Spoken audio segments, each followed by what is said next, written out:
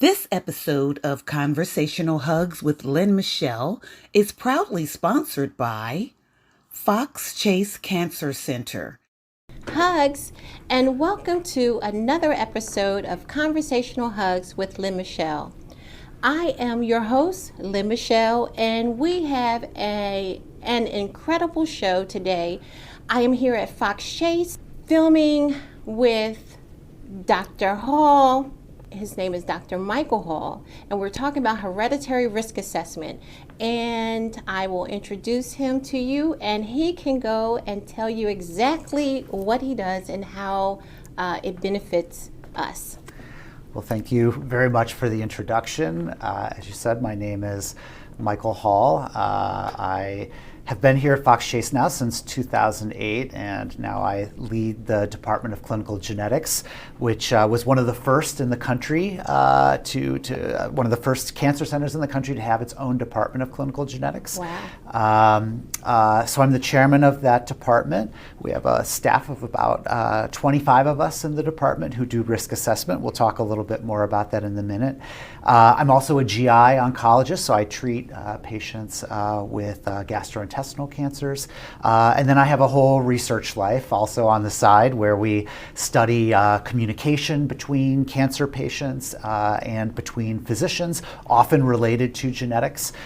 We also study how people behave when they get genetic information and how we can perhaps make genetic information more digestible and understandable to people so that they can use that information most effectively for their health. Nice. That's impressive. I had no idea. Can you give us a little insight on genetics? What is that exactly? Yeah, so we know that cancer really is a genetic disease. I think people often think about cancer as almost being maybe like a little maybe monster inside of you, but it's not like that at all. It's actually a regular cell. If we're talking about breast cancer, because this is Breast Cancer Month, it's a breast cell that just has acquired a few special properties that make it able to survive and do things that a normal cell wouldn't. So it doesn't look like a little monster. It actually looks very much like a breast cell, but it's learned to be able to spread somewhere beyond the breast. That's one of the cardinal features of cancer. It's learned to be able to live outside of the breast. It's learned to sometimes be able to divide and proliferate and not die like a normal cell would. And we know that genetics is sort of the underlying driving force of why a lot of cancers happen, and the way that cancers, as they sometimes worsen and spread to other parts of the body, the way they're able to do that is through changes in their genetics. So genetics is quite vital to how cancers work. But at the same time, genetics is also an important part of understanding risk of cancer in the population, because there are certain genes that have been discovered over the years that we know if patients have inherited a change in one of those genes from a relative can lead to having higher cancer risks. And now we have great tests that are able to detect those risks, and so we can actually inform people of risks before they get cancer, and very much with modern tools of screening and surgery and other things be able to change the course of what could have been a terrible cancer later in life and hopefully prevent those cancers for people. I love that part. I love that part. So we're talking about family, right? So is it my second cousin removed on my dad's side? Is it my mother? Is it what how far should we check? Where does that line? These are great questions, and I will let one of my colleagues who will speak later, who's even more expert at this than I am. One of our genetic counselors is great, and will explain some of this to you. But we actually use information from the whole family. We tend to get the most information from the people who are closest related to you. So your parents, your siblings, if you have children. But in our evaluation of families in the risk assessment clinic, it's pretty standard for us to evaluate out to the third degree relatives, where we build a pedigree, which is, again, sort of a two-dimensional representation of a family to understand how risk is moving through families. It's usually out to 3 degrees that we look at that. So it would go to your parents, their siblings, and your cousins. Gotcha. Okay. And so in the center, how many, I don't want to ask that question, do you see a lot of women or people of color coming through? Because when I'm out in the field, I say hereditary risk assessment, and it's like, what is that?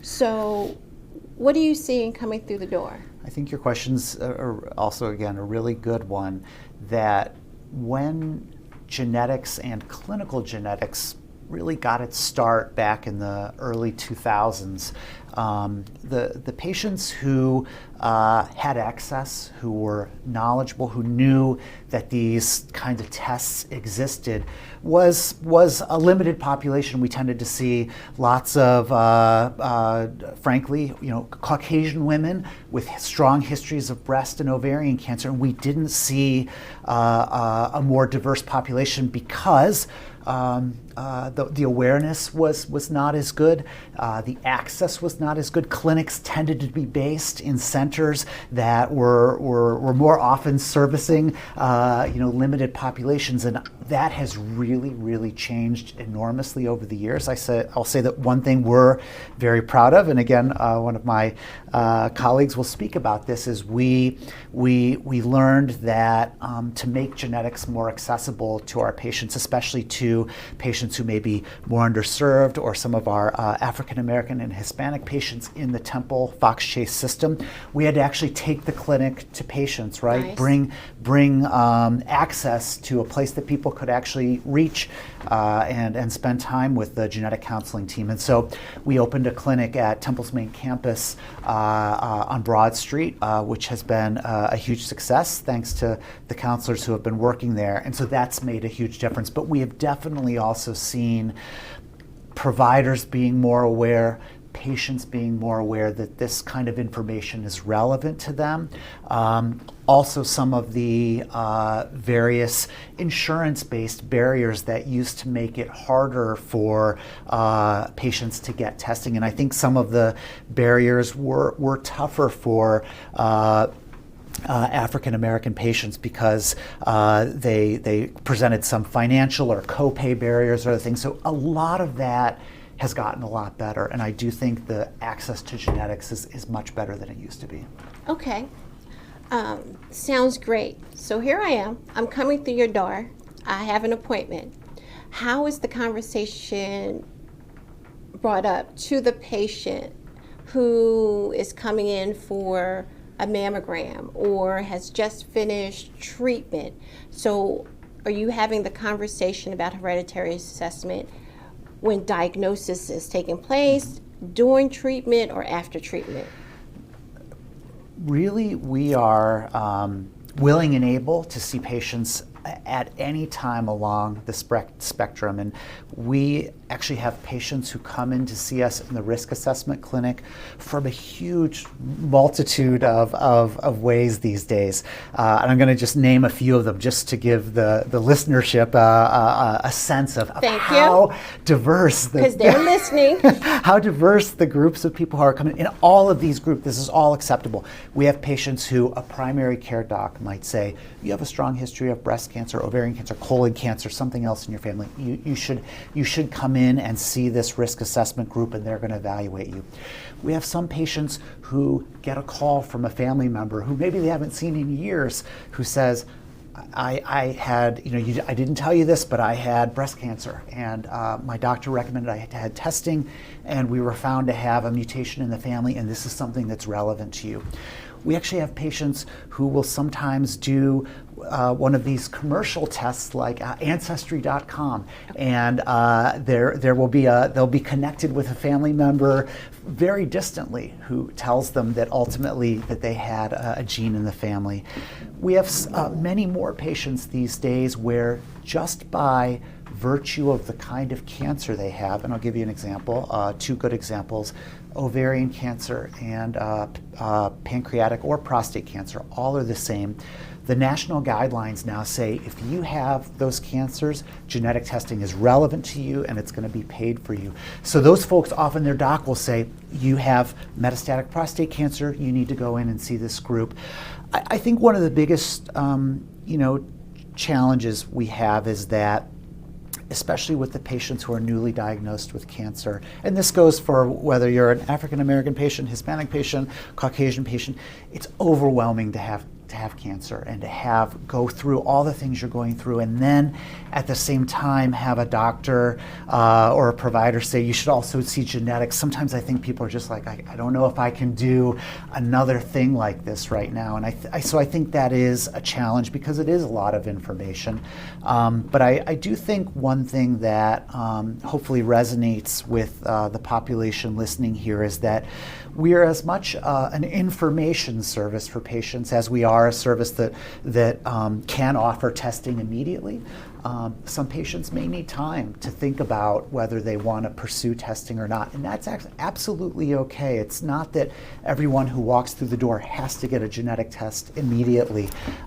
We're here to give people information about how their history, how their family's history impacts their risk. And if they want to pursue the genetics part, we can absolutely do that down the line. And I think that can sometimes take away some of that stress of making all those decisions right away. Sometimes it definitely can. So I'm scheduled for my test. Is there a reason why we're only testing BRCA1 and BRCA2 versus a full cancer panel screening? Yeah. We, up until about 2015, their genetic testing was done in a much more kind of gene by gene way, or a couple genes at a time, BRCA1 and BRCA2. The advent of a couple technologies, one called next generation sequencing, which just allowed much more rapid sequencing of genes in the genome, and the availability of genes grouped together in large panels that could be all done at one time, allowed us to suddenly change the scale and the speed with which we tested folks. However, we do really still believe in our piece of the world that people should have a choice of what they want to do. There are some folks who, for a young woman, we see a lot of young women, young African American women who have an early diagnosis of triple negative breast cancer. Overwhelming, they may be in their 30s, yes, overwhelmed by emotion and everything else. And so for some folks, the idea of getting a panel of genes that's 100 genes that is not just looking at their breast cancer risk, but looking at colon and other rare genetic syndromes, for some folks, that's just more than they want to do at that time. They just want to stay focused on what was the risk that brought them through the door. And so we can do panels that are more limited just to breast cancer risk if that's what the patient wants. At the same time, we have the availability, and the cost is usually no different, to do 100 genes and do every hereditary risk gene we know all at one time. And so this is where a great genetic counselor, and you're going to talk to one in a few minutes, yes, comes in yes, to understand what is the preference of the patient, and nothing is ever stops at 100%. They could change their mind down the line and perhaps expand to more testing if they want. But that's where the counseling part comes in, and the decision support. Okay, so I'm understanding a little better that the patient has to give permission if I want a full cancer panel screening versus just BRCA1 and BRCA2. So in my instance, 10 years, cancer-free. I didn't have a clue about hereditary risk assessment. Andrea Foreman was my counselor, genetic counselor at that time, and I answered the questions, I had the blood draw, and I'm assuming I just got the BRCA1, BRCA2, which I was negative for that mutation or that gene. However, I was diagnosed with triple negative breast cancer. And maybe 4 years out, Andrea called me and said, "Hey, Lynn, we being the researchers found additional cancer genes floating around in the body. We need you to come back in to get tested for that." And so that's when I heard full cancer panel screening. It was like, what? Yep. What? Because BRCA1, BRCA2, and it's all BRCA1, BRCA2, top of mind. That's all we know. And learning that there are additional cancers could be turned on. I just always say to my people when I'm talking to them, make sure you ask for a full cancer panel screening. It's a blood draw. Run the test, run the gamut, get it out the way, and just make sure. Now we can be on a preventative conversation, right? If you register positive for one of these genes, then that's a different conversation, and we can have that conversation, and whatever that looks like, maybe you don't eat this, or maybe you have to lose a little weight, something, but at least you'll have that information. So how can a patient, and these are just my thoughts, and you can help me, give me the verbiage and the understanding where I can go and have that conversation in the community. When you don't know what you don't know, can decide, I don't want that, but you don't know.